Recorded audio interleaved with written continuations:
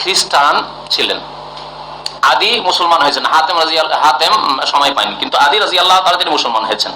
এই আদি বিন হাতেম বলছেন যে আমি খ্রিস্টান ছিলাম, মুসলমান হলাম।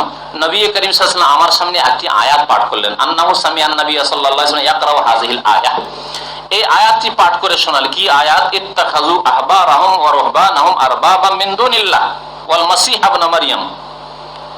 খ্রিস্টানদের সম্পর্কে আয়াত নাযিল হয়েছিল, খ্রিস্টানদের সম্পর্কে এই আয়াত নাযিল হয়েছিল।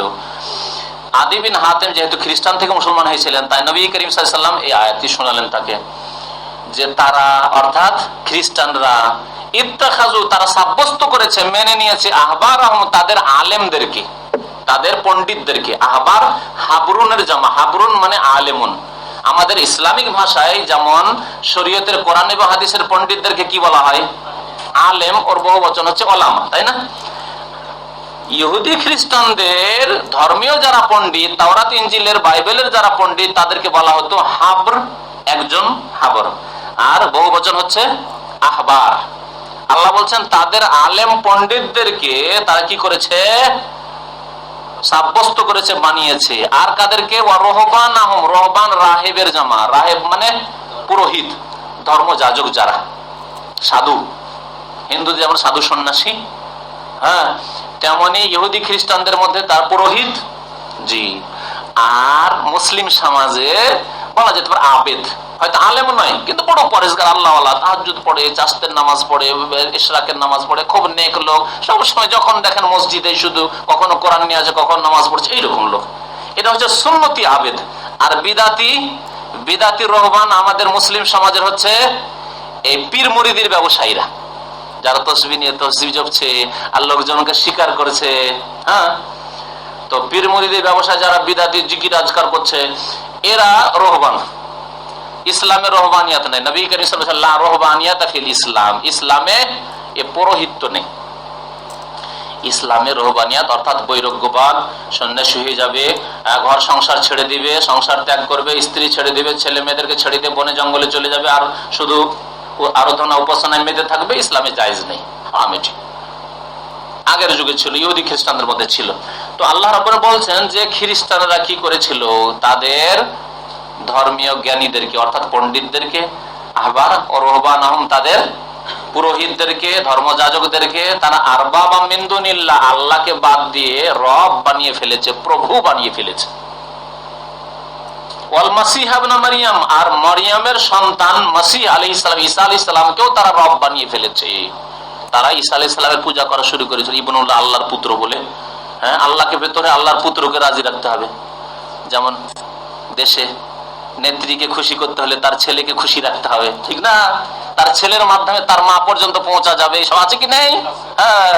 তো ওই রকমই আল্লাহ রাব্বুল আলামিন সম্পর্কে খ্রিস্টানদের ভ্রান্তি আর গোমরাহি হচ্ছে যে তারা মনে করতো যে আল্লাহর পুত্র ঈসা মাসিহ, আর ঈসা আলাইহিস সালামের পূজা করলে আল্লাহকে পেয়ে যাব। যেমন পীর ভক্তরা, পীর রাজি তো আল্লাহ রাজি, পীর এই চেনের মাধ্যমে, এই সিঁড়ি তাদের। হ্যাঁ, ইসলামের সিঁড়ি আছে না নেই? ইসলামের সিঁড়ি আছে। এই ইসলামের সিঁড়ির নাম কি বলেন তো দেখি? অনেকবারই কিন্তু আমি বলি এই ক্ষেত্রে, কারণ বিদাতিরা বলে যে বিনা সিঁড়িতে আল্লাহ পর্যন্ত কি করে পৌঁছিবে। তো আমরা পীর ধরি, পীরের মুরিদ হই, এটা হচ্ছে আমাদের সিঁড়ি, ওসিলা, এর মাধ্যমে আল্লাহ পর্যন্ত পৌঁছিব, ঠিক কিনা? আপনি একজন তাওহীদবাদী মুসলিম, সুন্নাতের অনুসারী মুসলিম, আপনি ওসব বিদাত করে পীর মুরিদের ব্যবসায় বিশ্বাসী নন। তো আপনাকে যদি বলি আল্লাহ পর্যন্ত পৌঁছিতে হবে, এর সিঁড়ি কি? ঈমান এবং সৎ আমল। কেন ভুলে যান? ইন্নাল্লাযীনা আমানু ওয়া আমিলুস সলিহাত কোরআনে কত জায়গায় রয়েছে? বহু জায়গায় রয়েছে। যেখানে সেখানে কোরআনে কারিমে যেখানে মুমিনের কথা এসেছে, যেখানে আল্লাহ কি বলেছেন? ঈমান এবং সৎ আমল। প্রথম ঈমান ঠিক করতে হবে, আর তারপরে ভালো আমল। ভালো আমল বলে দিলে নামাজ, রোজা, হজ জাকাত, শুধু নামাজ বলে কি হবে? শুধু নামাজ দিয়ে তো কাজ হবে না, তাহলে সমস্ত সৎ আমল লাগবে। যেমন আল্লাহর হকের সৎ আমল লাগবে, তো মানুষের হকের সৎ আমল লাগবে। একজন লোক যদি খুব নামাজি হয় আর মা বাবাকে কষ্ট দেয়, তাহলে মুক্তি পাবে? পাবে না। তাহলে মা বাবারও হকের সৎ আমল লাগবে, আত্মীয় স্বজনদের যে হক রয়েছে তার সৎ আমল লাগবে, ঠিক না? ছেলে মেয়েদের তরবিয়তের যে সৎ আমল সেটিও লাগবে।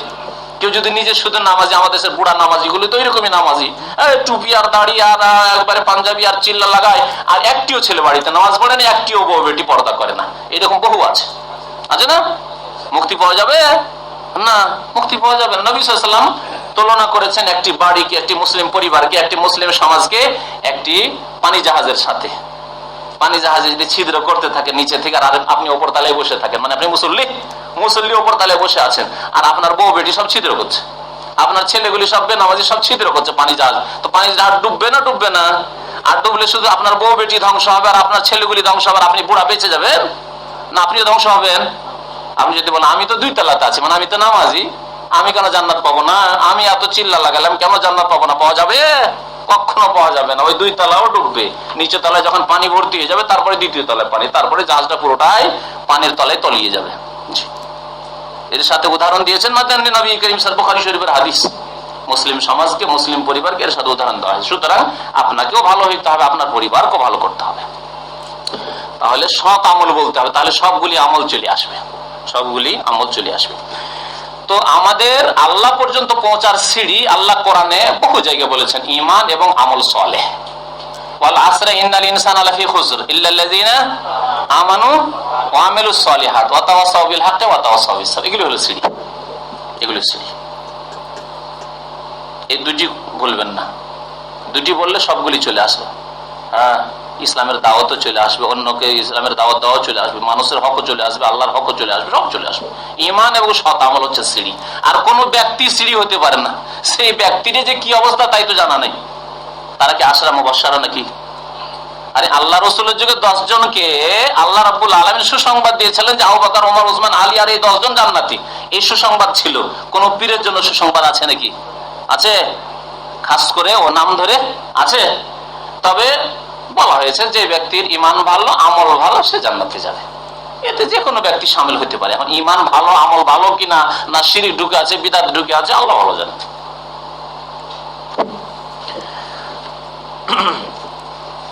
তো খ্রিস্টানরা তাই করেছিল। মসিহ আলাইহিস সালামকে, ঈসা আলাইহিস সালামকে তারা সিঁড়ি মনে করেছে, যে আমাদের মুক্তির পথ হচ্ছে ঈসা আলাইহিস সালামের পূজা, ঈসা আলাইহিস সালামকে আল্লাহ পুত্র সাব্যস্ত করা।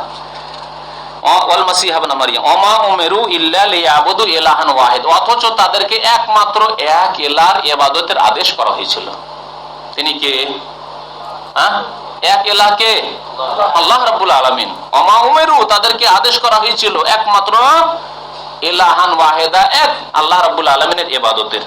লা ইলাহা ইল্লা হুয়া, যার ছাড়া আর কোন সত্য মাবুদ নেই, সত্য উপাস্য নেই। সুবহানাহু, তিনি পাক ও পবিত্র। আম্মা ইউশরিকুন, তাদের শিরক থেকে, তাদের শিরক থেকে, মুশরিকি আমল থেকে আল্লাহ রাব্বুল আলামিন পাক ও পবিত্র। আল্লাহর কোনো অংশীদার, পার্টনার নেই, না সন্তান আছে, কোনো কিছু নেই। ফাকুলতু লাহু, এই আদি বিন হাতেম খ্রিস্টান থেকে মুসলমান হয়েছেন, তিনি যখন আয়াত শুনলেন যে আয়াত তো খ্রিস্টানদের সম্পর্কে বলা হচ্ছে, তখন তিনি বললেন যে ইন্না লাসনা না'বুদুহুম ইয়া রাসূলুল্লাহ, হে আল্লাহ রাসূল, আমরা তো পুরোহিতদের, পণ্ডিতদের, ধর্মযাজকদের পূজা করতাম না। বুঝতে পারলেন অভিযোগ, এতরাজ? বুঝতে পারলেন না পারলেন না? আল্লাহ কোরআনে বলছেন যে হে খ্রিস্টানরা, তোমরা তোমাদের পণ্ডিতদেরকে আর ধর্মযাজকদেরকে কি করেছো? রব বানিয়ে ফেলেছো আল্লাহকে বাদ দিয়ে। আদি বিন হাতেম বুঝতে পারলেন না ব্যাপারটি, যে খ্রিস্টানদের সম্পর্কে এরকম কথা কেন বলা হলো। আমরা তো তাদের পূজা করতাম না, আমরা তো আল্লাহর ইবাদত করতাম। ইন্না লাসনা না'বুদুহুম, আমরা তো পণ্ডিতদের, আলেমদের ইবাদত করতাম না। ওই রকমই যদি আমাদের মুসলিম সমাজের বিদআত পন্থীরা বলে আমরা তো পীরকে সিজদা করি না, চরমনাইয়ের ভক্তরা বলবে যে কোথায়, আমরা চরমনাই পীরকে সিজদা করি না। কথা তো ঠিক, এতটুকু ঠিক কিনা? সিজদা করে কি? সিজদা করে না। শর্ষিনার ভক্তরা যদি বলে আমরা তো দেখেছি শর্ষিনা পীরকে তো সিজদা করা হয় না, সিজদা করি না, যেমন বলেছেন আদি বিন হাতেম বলেছেন, তেমনি এরাও বলবে, ঠিক কিনা? উত্তরটা শোনেন। নবী সাল্লাল্লাহু আলাইহি ওয়াসাল্লাম কি উত্তর দিয়েছিলেন আদি বিন হাতেমকে, তাই শোনেন। যখন আদি বিন হাতেম বললেন ইয়া রাসূলুল্লাহ, কেমন কথা বলে হলো, খ্রিস্টানরা তো তাদের ধর্মগুরুদের পূজা করতো না। কালা আলাইসা ইউহাররিমুনা মা আহাল্লাল্লাহ ফাতুহাররিমুনা, এমনটা কি হইতো না যে আল্লাহ যা হালাল করেছেন তা তোমাদের ধর্মের পণ্ডিতরা এবং ধর্মযাজকরা কি করতো? হারাম করে দিত। আল্লাহ হালাল করা জিনিস তারা হারাম করে দিত। এতদিন ধরে শুনে আসছেন হালাল হালাল হালাল, হঠাৎ করে খ্রিস্টানদের জন্য হারাম করে দিল। আর আজ পর্যন্ত, কিয়ামত পর্যন্ত এরা রাখবে খ্রিস্টানরা। খ্রিস্টানদের যে ভ্যাটিকানের যে পোল, কি বলে, জন পোপ, হ্যাঁ, যে বড় পাদ্রীকে এখনো ক্ষমতা দেওয়া আছে খ্রিস্টানদের পক্ষ থেকে যে সারা বিশ্বের খ্রিস্টানদের জন্য কোনো কিছুকে যে কোনো সময় হালাল হারাম করতে পারে, এখনো ক্ষমতা দেওয়া আছে। ভ্যাটিকানের বাবা যে একটা মরলো, আবার আর একটা কি এলো, তো যে কেউ আসুক না কেন তাকে এই ক্ষমতা দেওয়া আছে যে কোনো কিছুকে হালাল করতে পারে, হারাম করতে পারে, খ্রিস্টানদের জন্য বৈধ করতে পারে, অবৈধ করতে পারে। কোনো আদেশ যদি চালু করে দেয়, জারি করে দেয় যে ফরমান যে এটা করতে হবে খ্রিস্টানদেরকে, তাহলে লাজিম করতে হবে। এটা হচ্ছে আইন, তাদের ধর্মীয় আইন, তাদের খ্রিস্টানদের। মুসলিমদের আছে যে কাবা শরীফের ইমাম যদি কোরআন এবং হাদিসের বিরুদ্ধে একটি জিনিস হালাল করে দেয়, হারাম করে দেয়, তা হারাম হালাল হবে কি? হবে না। কিন্তু পীর পূজারীদের মধ্যে এরকম আছে, পীরের তরিকার ওজিফা, যা ওজিফা দিল মানতে হবে, যা ওজিফা দিল ওজিফা মানতে হবে, কোরআনে থাক আর হাদিসে না থাক, দিয়েছে পীর সাহেব দিয়েছে মানতে হবে। এরকমটা আছে, কারোর মধ্যে কম, কারোর মধ্যে বেশি আছে, কারোর মধ্যে একবারে ডাহা কুফুরি আছে, কুফুরি পর্যন্ত আছে। দেওয়ানবাগীর কথা অনেকবারই বলেছি, দেওয়ানবাগীর পত্রিকা, কি পত্রিকাটা আসে দেওয়ানবাগীর বলতে পারেন? হ্যাঁ, কেউ জানেন না? দেওয়ানবাগীর পত্রিকা বলতে পারেন তো আপনি, মনে হয় বলে গেছেন। এই দেওয়ানবাগীর পত্রিকা একটা কপি আমার কাছে এসেছিল, তার দেখলাম যে এক মুরিদ গিয়েছে দেওয়ানবাগীর কাছে, মুরিদ গিয়ে ওয়াজিফা চেয়েছে, তাকে ওয়াজিফা দিচ্ছে। প্রথম ওয়াজিফা হচ্ছে যে তোমাকে নামাজ 5 ওয়াক্ত বাদ দিতে হবে, 5 ওয়াক্ত নামাজ কি করতে হবে? বাদ দিতে হবে, তাহলে আমার খাস মুরিদ হইতে পারবে তুমি। কারণ যতক্ষণ নামাজ পড়বে ততক্ষণ শয়তান গ্রাস করতে পারবে না, নামাজটা ছেড়ে যখন আসবে তখন শয়তানে তোমাকে গ্রাস করে নিবে, তখন পাকা মুশরিক হয়ে আমার মুরিদ হইতে পারবে। এটা হচ্ছে তার ব্যাখ্যা। তো শোনেন নবী করিম সাল্লাল্লাহু আলাইহি ওয়াসাল্লাম কি বললেন এই আদি বিন হাতেমকে, আল্লাহ যা হালাল করেছেন তা তোমাদের ধর্মযাজকরা পণ্ডিতরা যখন হারাম করে দিত, ফাতুহাররিমুনাহু, তখন তোমরা হারাম মনে করতে লাগতে না, অথচ তোমাদের বাইবেলে ইনজিলে হালাল আছে কিন্তু হারাম করে দিলে কেন? তোমাদের পুরোহিতরা হারাম করেছেন। ওয়ায়ুহিল্লুনা মা হারামাল্লাহ, আল্লাহ হারাম করেছেন আর তোমাদের ধর্মযাজকরা হালাল করে দিল, তখন তোমরা হালাল মনে করতে না?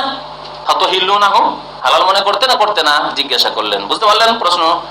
ফাকুল, তো তখন আদি বিন হাত বলে, হ্যাঁ এটা করতাম, আমরা ধর্মযাজকদের এত মানতাম যে তারা একটা কিছু বলে দিলে আমরা তা অবশ্যই মানতাম। এতদিন হালাল কিন্তু এখন হারাম হয়ে গেল কেন? আমাদের ধর্মযাজকরা পণ্ডিতরা বলেছেন, হুজুররা বলেছেন, তাদের হুজুররা। ওই রকম যদি মুসলিম ধর্মের এইরকমই করেন যে আমার হুজুরজি বলেছেন এতদিন হালাল কিন্তু এখন হারাম, এতদিন হারাম এখন হালাল, এরকম যদি করেন, আমার নেতা, আমার মালিক, আমার পার্টির নেতা, আমার রাষ্ট্র নেতা হারাম করেছেন তাই হারাম, জায়েজ বলছেন তাই জায়েজ, বৈধ বলেছেন তাই বৈধ, তাহলে এই হাদিসের আওতাভুক্ত হবে। কালা ফাতিলকা ইবাদাতুহুম, নবী করিম সাল্লাল্লাহু আলাইহি ওয়াসাল্লাম বলে এটি তো হচ্ছে তাদের পূজা করা, যে তারা হালাল করে দিল হারাম জিনিসকে, তাই তুমি হালাল করে নিলে, আর তারা হারাম করে দিল হালাল জিনিসকে, তাই তুমি তাকে